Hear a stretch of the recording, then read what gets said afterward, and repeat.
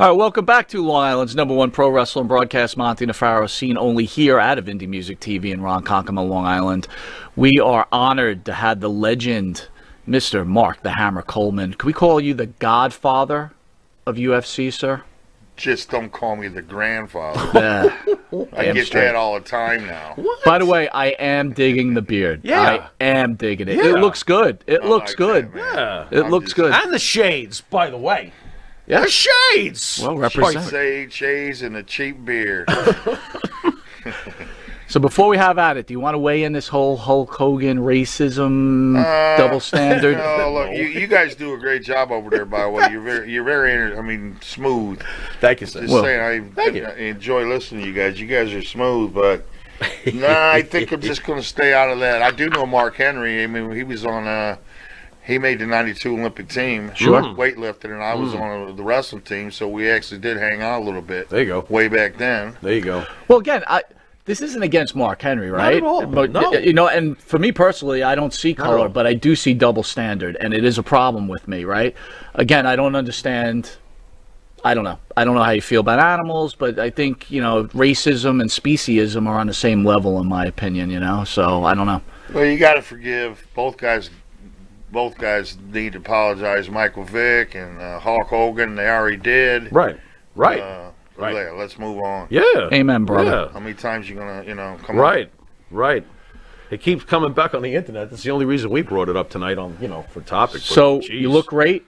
You came off would we call it a massive heart attack with last year? I don't know what's massive mean. I mean, Massive, from what was explained to me, massive is any time you have more than an 80% blockage 100% blockage. Oh, yeah. That's pretty in your massive. artery, like Huh? when your arteries are blocked. My artery was blocked, stuffed to the gill. I didn't know I had one. I knew something wasn't right. It happened like at 7 o'clock at night, and I just thought it was going to go away. My arms weren't feeling right. Something just wasn't feeling right, and then about 2 a.m. I started getting a little bit concerned, and called my daughters, and they told me to get my ass to the hospital. And I thought I was going to go there. I thought they were going to run some tests on me, and they're going to send me back home.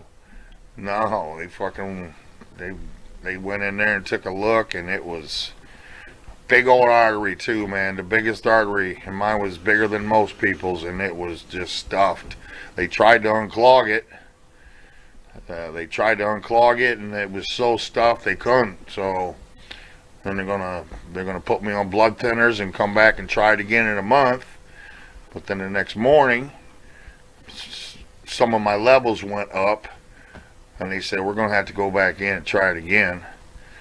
And then when they're in there trying to dig out the clot. Well, you're awake, and it's like it's giving you a heart attack. That's what it feels like. You're like, ugh. And it was very, it was not comfortable and very stressful because I'm just sitting there praying that, and finally I heard the doctor say, "Oh yeah," something like that, meaning he got a little chunk out, and then he was able to get. He was able to get it all out, clear it all out, and they didn't have to put a stent in for some reason. I don't know, but they said my artery was so big they would have had to get a special stent, Like a super stent. Yeah, Yeah. but they didn't have to put one in, and just trying to live a little cleaner. Well, let me ask you this. You're a legitimate tough guy, right? Actually, a very scary guy, too, man. I mean, tough, kick anyone's ass.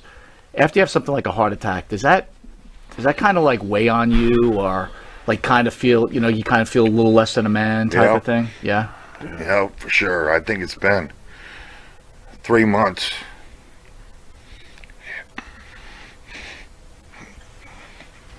Is it getting better, I would hope? I'm doing good. I'm doing great, but at the time, it's still in my head. Yeah, sure. It's in my head. Sure.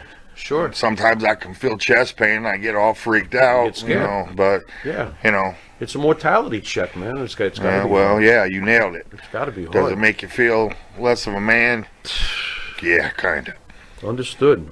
Totally understand. And again, I'm a heart attack survivor myself. Yeah. We spoke about that before the show. Think about it a lot, don't you? I think about it all the time. First of all, I think about how lucky I am to Yeah. be here on the earth. And I will tell you on a personal level, obviously I didn't know you, but we pretty much had heart attacks at the same time. I was in the hospital and I was reading about you. Oddly enough. And, you know, I could almost say that you were an inspiration too, right? And meeting you, I feel like you're an inspiration. I just like your approach and the way you are as a human being. So God bless. I'm glad you're still with us. And again, I know how it feels. You don't feel like the same. And It's different. we're scared. We're humans, right? We want to live. We got families to live for. But on a positive note, we're glad you're here on Long Island's #1 pro wrestling broadcast, and we're glad you shared with us, Farrell. All right, let's go back to the very beginning about you getting your start in MMA. If I can say this, just coming from studying up on you for the last at least couple of weeks, you got into this game at the age of 31. Yeah. I have to. While your timing historically is perfect, you are the first UFC champion. Your timing is perfect. Perfect timing.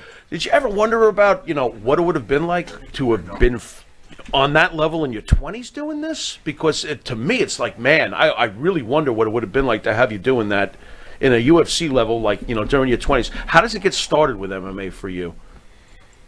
I was 31, but I was still in my prime. Absolutely. I was still a world-class wrestler. Absolutely. Almost made I made 92 Olympic team. Right. 96, I had beat Kurt Angle in 1995.